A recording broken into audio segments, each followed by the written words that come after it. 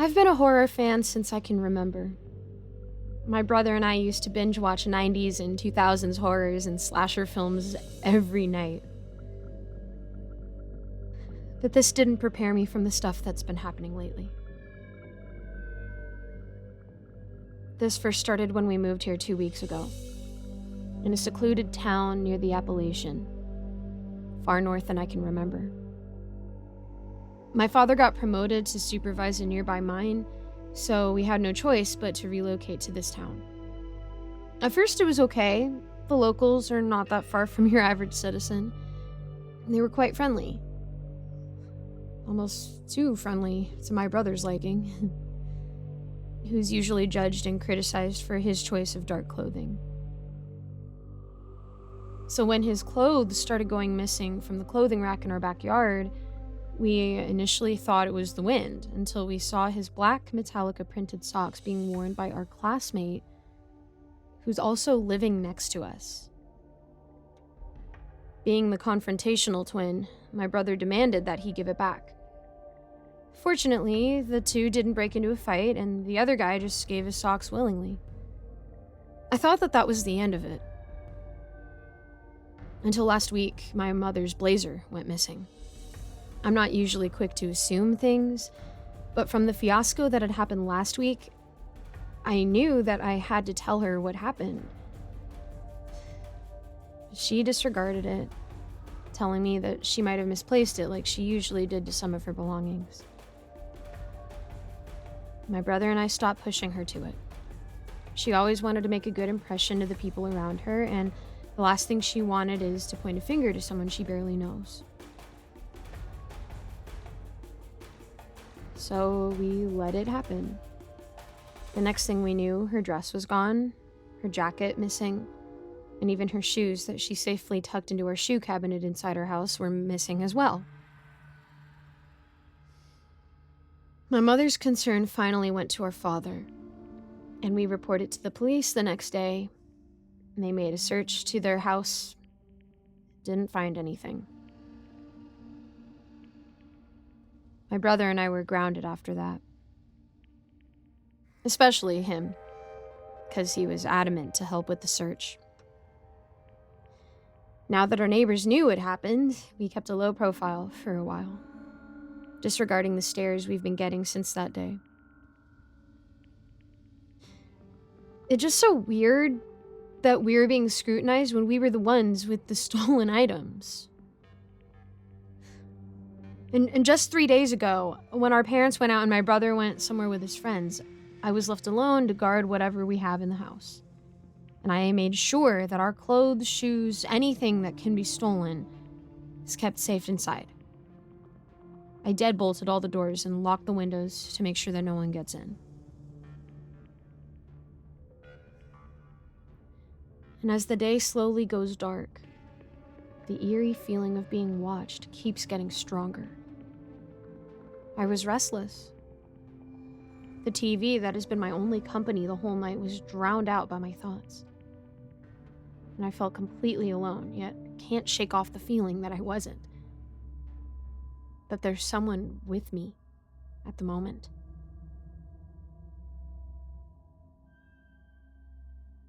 My anxiety led me to call my brother, but his phone was out of reach. My parents took the call but disregarded whatever I told them. By the time I ended the call, I was already in my room, locked from the eerie quiet of what's outside. It didn't take long when I heard something, like someone was walking on their tippy toes. The soft creak of our wooden floors gave it away, but the sound of my heart beating in my chest almost made me miss it. This confirms my suspicion. I peeped through the gap between the floor and my bedroom's door. The light outside the living room remained on, and I can see the vacant room clearly. It remained quiet, like there's no one outside, but the minty smell coming from somewhere gave it away. I know there's someone out there. Like someone is purposely trying to scare me. Whatever this is, this didn't look like a typical break-in. They wouldn't have left a trace nor a smell, but the strong coolness of mint left my brain foggy. I stood up to barricade the door with a chair when suddenly a voice came out from the other side. It sounds like my mother.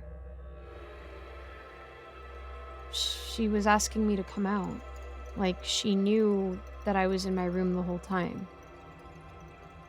I didn't respond. I'm terrified. I can't utter a word. But for some reason, I crouch back to see what's outside. And I shouldn't have done it. Because the sofas, the turned off TV, and the lamp table besides the television, the only thing that stands out like a sore thumb is a foot standing irregularly stiff a few feet from my door. Wearing the same shoe my mother was convinced she misplaced. She didn't knock, nor did she try to break in. She just stood there waiting for me to say anything or do something.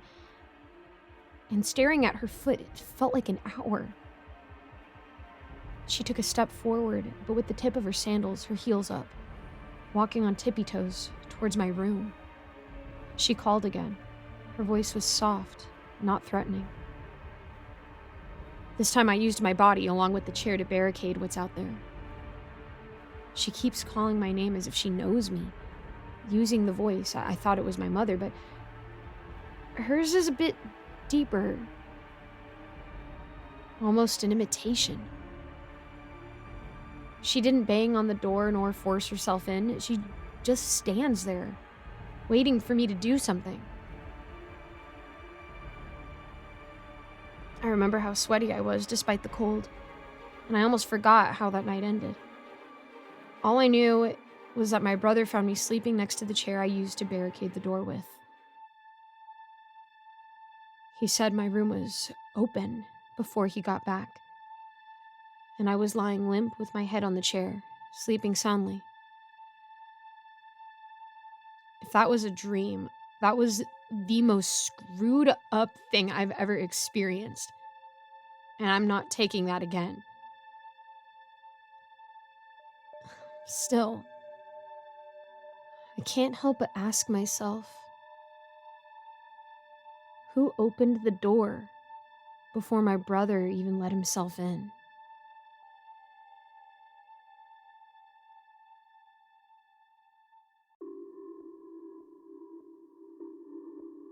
It's so beautiful. How it shines in the light, casting exotic reflections that dance across the room. How precise the white gem is carved into the shape of a man. Each detail so lifelike, it seems to breathe. How the white gold chain was beautifully forged, its links interwoven with an artistry that defies comprehension. This was by far my best purchase ever. The moment I saw it at a jewelry street stand in the middle of nowhere under the pale moonlight, I knew I had to have it. I had never seen anything so exquisite, so mesmerizing. The hooded man who sold it to me practically gave it away. A mere $100 for something so exquisite felt like a steal. He even tried to sweeten the deal with a fantastical story about how the necklace was discovered in the Arctic by explorers, locked away in a metal chest. But honestly, I couldn't care less about its origins or the tale behind it. All I knew was that I had to have it. The moment I laid eyes on it, nothing else mattered. So I paid the man, all the while ignoring his stories, and left. That was about 2 hours ago, and I lay in my bed, jewelry in hand, my gaze fixated on it. How could I take my eyes away from it? Its beauty speaks to me in so many ways, like the painstaking work in making such intricate links in the white gold chain, each one a testament to the artisan's skill, or the way the reflections off the gems seem to change color, creating an illusion of the carved man dancing gracefully. How the same carved man seems to speak silent words whenever I rotate the gem, whispering secrets that I wish I could hear.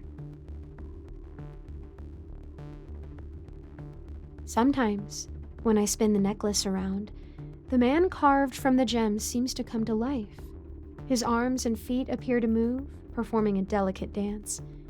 At times I could swear I see him tilt his head and shift his body, as if acknowledging my presence. He appears so happy, almost jubilant, just as happy as I am holding this exquisite piece of jewelry. As I gaze at the gem, envy washed over me. I wish I could be as beautiful as the carved man. My own reflection in the mirror shows the very opposite. Acne scars from my teenage years mar my face. My body is far from the ideal. I am overweight, my clothes straining against my frame. My hair is thinning, with bald patches becoming more prominent each day. My eyes, once bright, now seem dull and tired. The gem's beauty only highlights my own imperfections, making me yearn for a transformation, a chance to escape my mundane appearance. I long to shed this skin, to become something more, something worthy of admiration. As I continue to stare at the gem, I begin to squint as I can see a reflection of myself in it. But it's not the same me. This reflection is a perfect version of myself. Flawless skin, a lean and toned body, thick, lustrous hair, and my eyes that sparkle with life. This idealized version of me seemed to flawlessly fit the gem carved as a man. It moved gracefully, as if it has a life of its own, without the necklace moving or rotating. It dances and gestures, exuding confidence and beauty. Everything I wish I could be. Another 2 hours passed. I'm still lying on my bed, still fixated on the necklace. I hear a knock on the door, the entrance to my rather small 1-bedroom, 1-bathroom apartment. This is the first time I broke my gaze from the necklace and instead focused it on the door. I approached the entrance door to my apartment and looked through the peephole. No one was there. Assuming they must have knocked on the wrong door, I walked back towards my bed to rest and resume my gaze upon the exquisite necklace and the gem. To my surprise, the carved man was absent from the necklace, its main centerpiece. I began to look for it frantically, thinking that I must have somehow accidentally broken it off from holding the necklace too tightly. And then I heard another knock from the door. Frustrated by the interruption, I rushed to the door and looked through the peephole again, only to find the shadow of a person walking past my door. I opened the door and looked down the right hallway where the shadow appeared to walk towards and saw the figure of a man turning around the corner. He looked very familiar. Maybe it was one of my drunk neighbors not knowing where they were, or a prankster knocking on random doors. Though I'd never experienced either. I thought nothing of it and continued to search for the carved man that had fallen off the necklace. However, I didn't feel the necklace in my right hand this time. I must have placed it somewhere without realizing it when I was distracted by the knock. Now even more frustrated, I looked for both the necklace and the carved man with renewed vigor. I searched on my dining table, end tables, coffee table. I inspected the couch, including under the pillows and underneath it. I checked the bedroom again, including underneath the bed and under my sheets. All that effort resulted in nothing. Frustrated beyond belief, I was about to restart my search in the living room until I heard that same knock on the door. I cursed under my breath and stomped towards the door, this time ignoring the peephole and placing my hand on the handle. But something stopped me from opening the door. I don't know why, but I felt uneasy this time. The people in this building are practically harmless, and I live in a safe, quiet neighborhood. This apartment complex requires a fob to enter the main entrance, so this should filter out all the non-residents. I checked the peephole and saw presumably the same familiar man from before standing right in front of the door with a smile on his face. He looked familiar, but I couldn't place where I had seen him before.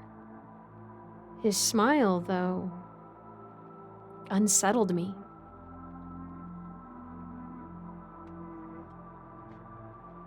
As I continued to stare, I began to notice details that seemed oddly recognizable. His skin was smooth and unblemished, free from any imperfections. His body was lean and toned, the clothes fitting him perfectly, accentuating his ideal physique. His hair was thick and lustrous, cascading down in rich waves. His eyes sparkled with life and confidence. A sense of unease grew within me as I observed him. There was something about his features, his posture, his very presence that tugged at my memory. The way he stood, the way he smiled, it all felt familiar.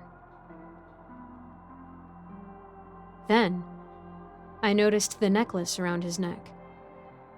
It was beautiful, extremely beautiful. The chain seemed wrought by white gold with masterfully crafted interwoven links. But it seemed like it was missing something. Maybe a pendant or a gem. I immediately stepped away from the door with a huge surge of fear and adrenaline. That's when I realized the necklace he was wearing was the one I had been searching for in the last few hours. That was mine. But how? How could he have stolen it from my apartment? It's impossible. I looked through the peephole again, finding that the man was still there. He hadn't moved and still maintained that same awful smile. Wait. That smile, complemented with a single dimple on his left cheek. That's how I look when I smile. What? Is that me? Is that a perfect version of me? Standing right behind that door? I ran to my bathroom and faked a smile. It matched his smile. I looked at my hair, my eyes. Both were a good match, except his were gorgeous. It's me, but perfect. How? Why? My thoughts were interrupted when another knock came from the door. I immediately rushed to the living room, took a chair, and wedged it at the door, hoping that it would make it difficult for anyone to break in and enter. And then I took my phone and dialed 911 while maintaining my gaze at the door. All I heard was static. I looked at my phone and saw the time was 10:14 p.m. I checked my wall clock. 10:14 p.m. How can that be? I used my banking app to search for the timestamp of when I purchased the necklace, considering that's approximately when I got home. 10:14 p.m. Fear overtook me. I dropped my phone. This seems crazy to me. Did time stay still? What's going on here? Before I could crouch down to pick up my phone, I saw an arm effortlessly pass through the door. The arm was pale and slender, moving with an eerie grace, and then a leg followed, stepping through the solid wood as if it were made of air. The leg was perfectly formed, clad in elegant trousers that seemed to shimmer in the dim light. Slowly, the rest of his body emerged, each movement fluid and deliberate. His torso, dressed in a finely tailored shirt, slipped through the door without resistance. Finally, his head appeared, crowned with thick, lustrous hair that framed his flawless face. The man seemed to have walked through the door, all the while smiling, as if he were a ghost. I ran to my bedroom and locked the door. I screamed at the top of my lungs, demanding that he should leave before I either call the cops or hurt him out of self-defense. But we both knew that my threats carried no weight. My phone was in the living room, and the only weapon I had on hand was my desk lamp. Makeshift weapon in hand, I stood but 6 feet from the door. I mustered all the courage I could to prepare myself for anything that I might see. And then I saw him again, walking through my door effortlessly, his movements fluid and ghostly. His smile remained unwavering and unsettling as he passed through the solid wood as if it were mere air. I dropped my makeshift weapon, screamed in fear, and sprinted to my bed, hiding under my sheets. I prayed to God, hoping that I would be safe and make it out alive, knowing deep down that I wouldn't.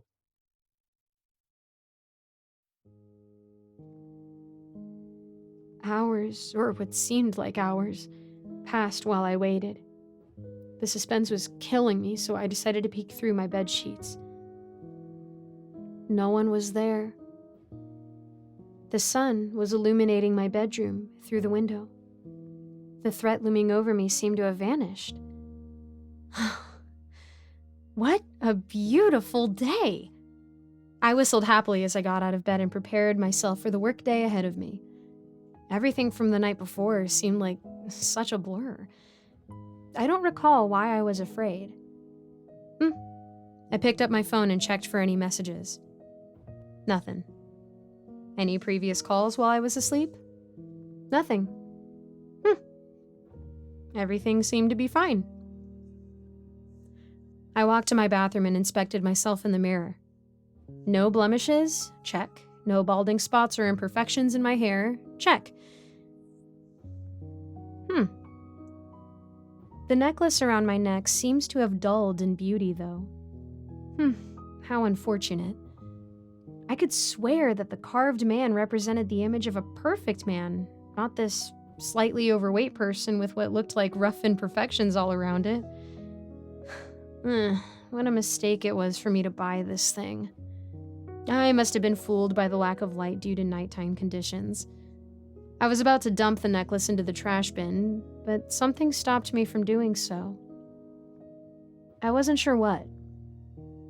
As I looked back at it again, I noticed that the expression of the carved man seemed sad, depressed, despairing even.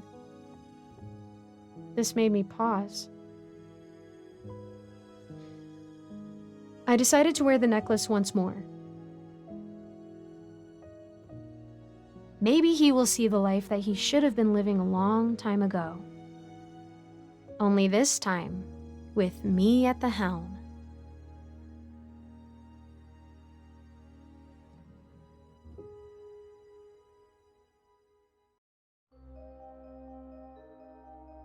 The Dress I Found Wants to Wear Me by Signed, Sealed, Delivered. I love thrift stores. There's something about hunting through the discarded junk of others, searching for the rare gem of a find. Almost all my clothes are secondhand from thrift stores and half tailored to my preference and size. I've been looking for a 1920s era flapper dress for the longest time. You know the type you see in old movies with sequins, sparkles, and layers of tassels? The kind that blooms when you twirl around? I saw an old movie recently and just got obsessed with flapper dresses. I have only 3 requirements for it. The dress has to be in a deep forest green, be truly vintage, and within a certain size range for my tailoring skills only go so far. I've thus far only found a few in black, one in red, and another forest green one that turned out to be a poor imitation made in a modern-day sweatshop. So you can imagine my glee when I finally found the one. It was in a thrift store that I didn't even know was a thrift store. I was attracted by a funny signboard it had in its window, one of those with a funny quip about beer being cheaper than therapy. And the lady inside came out and asked if I wanted to browse through some used clothes. Of course I did. I saw it almost right away. It was smack in the front of the first rack I saw, as if You were the pride and the centerpiece of the shop. I took one look at the emerald sparkles dancing off it and grabbed it off the shelf. It was gorgeous. It was everything I had been looking for. A quick check confirmed it was truly vintage, owned by some chic lady in the 1920s, most likely. The shopkeeper tutted, "My, you really have good taste. It's the top beauty in this store." "How much is it?" I asked, not bothering with my usual bargaining strategies, not even hiding the excitement from my tone. $50, she said. I raised an eyebrow. Given the quality of the dress, the exquisite design and authenticity, I was surprised it was only $50. The shopkeeper took one look at my expression and went, "Oh, I know it's expensive, but it's a really pretty piece. All right. Oh, I know it's expensive, but it's a really pretty piece. All right, for you, $30. I just know it's going to look great on you." My jaw nearly dropped, but I held it in place. She must have misunderstood my expression, but I wasn't going to reject a $20 discount. "Done," I said, and scrounged up the money while she packed the dress into a paper parcel. "There you go. Enjoy the dress," she said with what sounded like a touch of relief in her voice. "Thank you," she added with emphasis, looking me straight in the eyes. I was a little confused by her eagerness to sell it, but didn't think too much of it. My mind was already considering all the best ways to tailor it to my size and how best to dry clean it. I didn't need to wonder when I could possibly wear it. I knew it already. Once a month, my friends and I held a ball. It's just an excuse for us to dress up in whatever outlandish or extravagantly elegant outfit we might have. You never knew who would show up in what. Last month, I went as a spider. Not a sexy spider, but not a sexy spider, but a full-blown spider outfit that made me sweat buckets. My spider hung out with a metallic Dalek and a pinup girl lookalike. I call it a ball, but it's really just a house party with cheap catered food. Still, it's fun. I didn't sense anything off until the first time I tried the dress on. The moment I zipped it up, I felt something in the room. Like the quality of the light changed. Prickles of cold crept up my spine, and I kept looking around, expecting to see something that wasn't there. I stared in the mirror, and it felt like someone was staring at me from behind. I turned, but I was alone. I quickly took the measurements, noted down how much of it to adjust, and shrugged the dress off. That odd sensation went away. I convinced myself that I had imagined things. I tailored the dress with no further untoward happenings and then excitedly tried it on. Immediately, the same unease swept over me, clinging to me like a sweat-licked second skin. I checked the mirror, and despite that overwhelming sense of being watched, I grinned.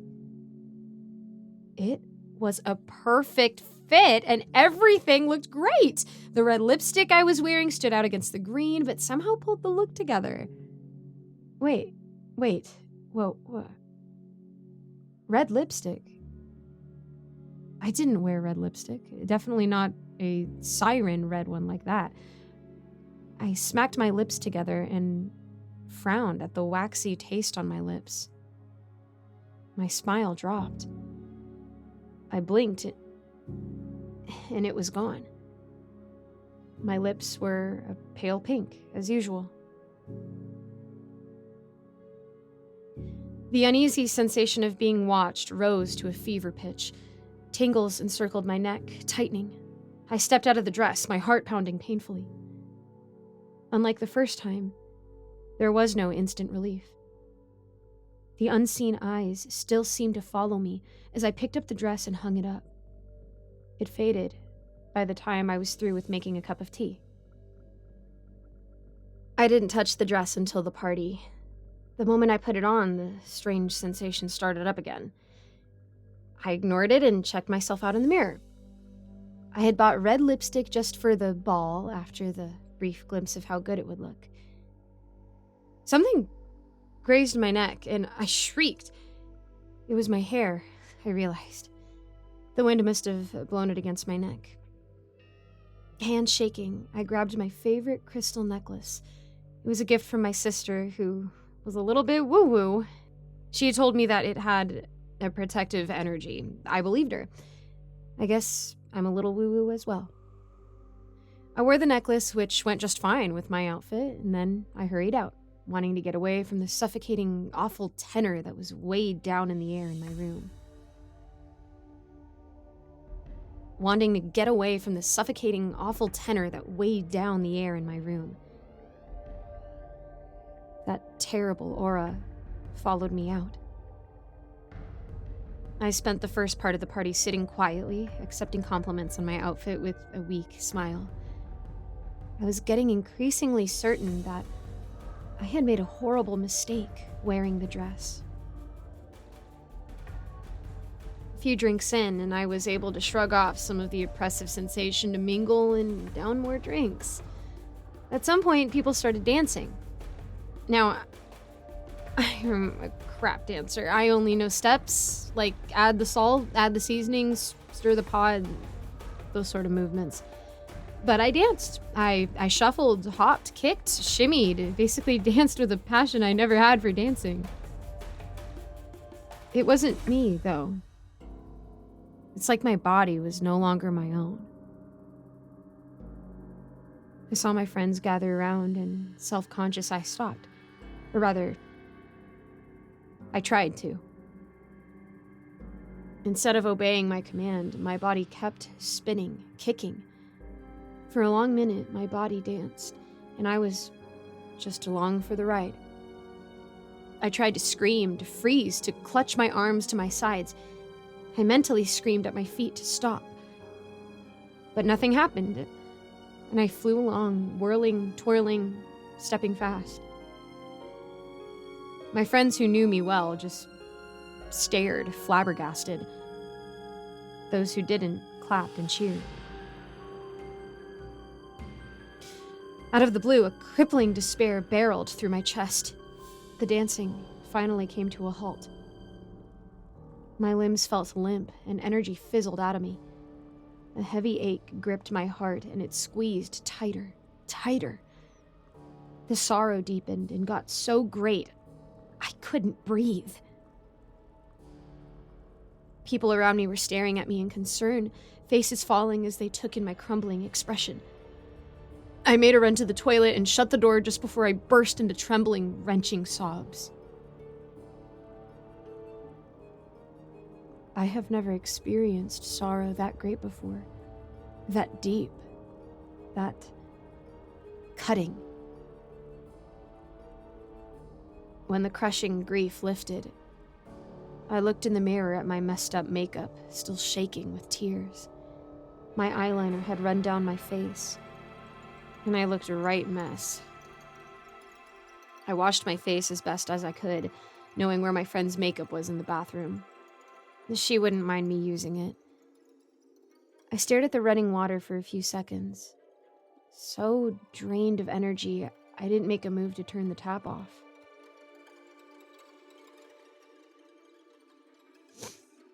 The water ran red. I jerked back, eyes wide, and then I screamed. Blood was running down my arm from my fist, which was laced with glass shards. When I looked up, the mirror was shattered. Someone knocked immediately, asking if I was okay. I turned to the door, crying out about blood, and then turned back. The mirror was back in one piece. There was no blood anywhere.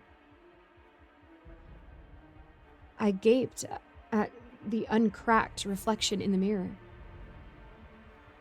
And then I stammered something about everything being all right as the knob started to jiggle wildly. Whoever was outside began yelling in a panic, asking for help to open the door. I raised my voice and told them it was all good.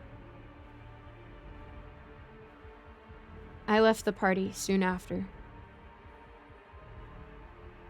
I had to field tons of questions about whether I was okay, what I was yelling about, what blood, blah, blah, blah. I just told them I was drunk and mistook my makeup for blood or something stupid like that. In any case, I got home, took the dress off, and dumped it in the bin. Still, someone was there, staring right at me. I could feel it. I went to bed, ignoring the presence that sat by my side, staring straight at me. When I woke up, that strange sensation was gone, and I felt like I was alone again. I was still wearing my crystal necklace. I clutched it tightly and felt sharp ridges against my palm. I held it up to the light and took a sharp intake of breath. It was cracked. Deep cracks that ran through it. I silently removed it from my neck and kept it back in its box. I met my friends for lunch. They were worried about me. I told them I was just drunk and that my mind was playing tricks on me. I told them all was good. I didn't know why I said that. I felt like they would think I was crazy if I told them what had really happened. The craziest thing was, one of them asked about the blood on my hand, and the rest stared in confusion, asking what blood she was talking about, until she began to stutter, no longer certain. I stared at her for a heartbeat too long, tempted to tell them everything. But something stopped me. It felt wrong. Wrong to talk about the dress, to tell anyone else about it. That would really screw things up. The gut feeling was unshakable. So I told her it was just my lipstick smeared on my hand. She bought it, I think.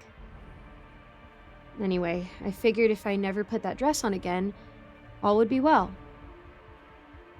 But that night, the nightmares began. It all came in flashes, like pieces of a broken mind. I was watching from the doorway as a man kissed a woman. He was my man. I knew that in the dream, at least. I've never seen him before in my real life. My husband kissing another woman in my own bedroom. I felt the tearing fury and crushing sorrow that didn't belong to me. I ran in, screamed at them, was ordered to calm down and leave. Told by my husband to leave, as he soothed the other woman. And then I was in a strange old-style living room that somehow felt like home. The same man was explaining to me that he had needs I couldn't fulfill.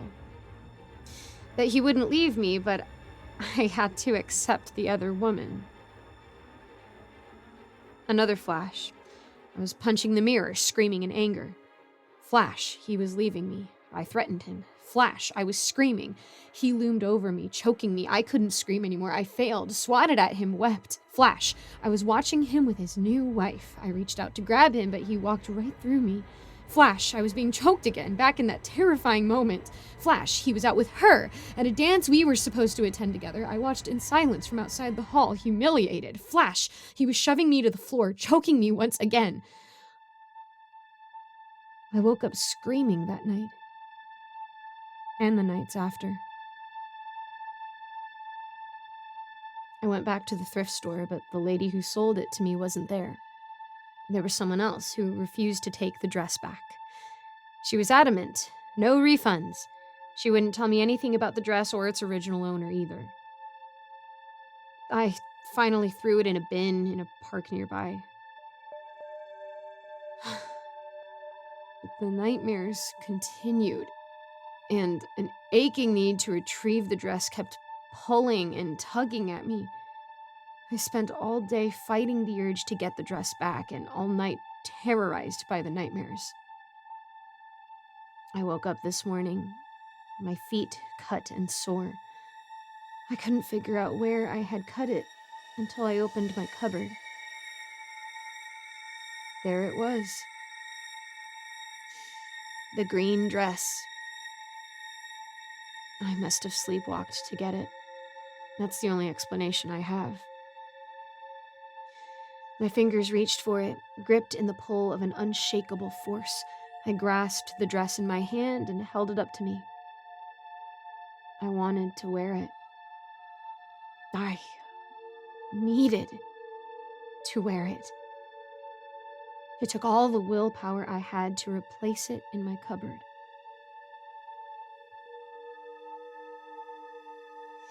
Later in the afternoon, I tried to burn it. I held the lighter in my hand, the lighter fluid in my other. The dress was in a bin. I tilted the can of fluid, but whenever the viscous liquid was about to wobble over the edge, I pulled back. It felt wrong, like I shouldn't treat the dress with such disrespect.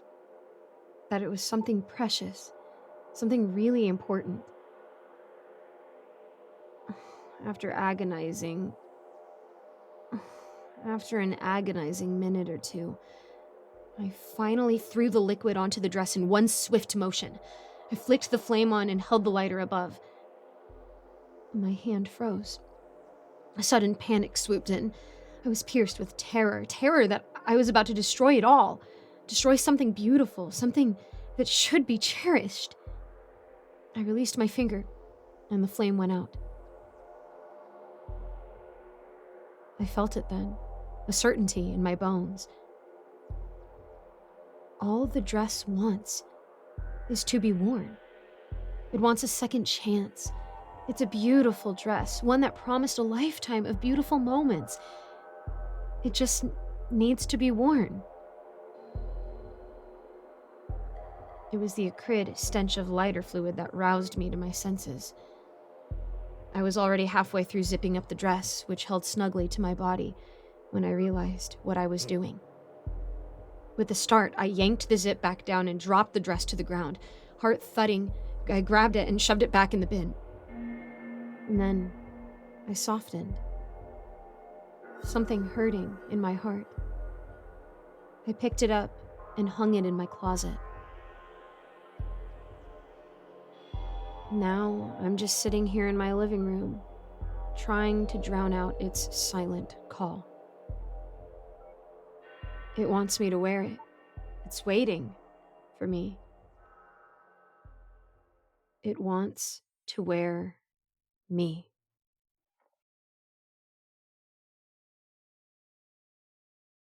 Thank you so much for making it to the end of this video. A quick shout out to my patrons: Melissa Perez, Lawrence Wallen, Eric Cifuentes, Jesse Hartley, Icy Narrates, Alonzo, Cupcake Hips, William Hartley, Rinku Star, Austin My Love, Mr. Sankofa, Seven Cities Journalist, and Ellie Hutmeyer.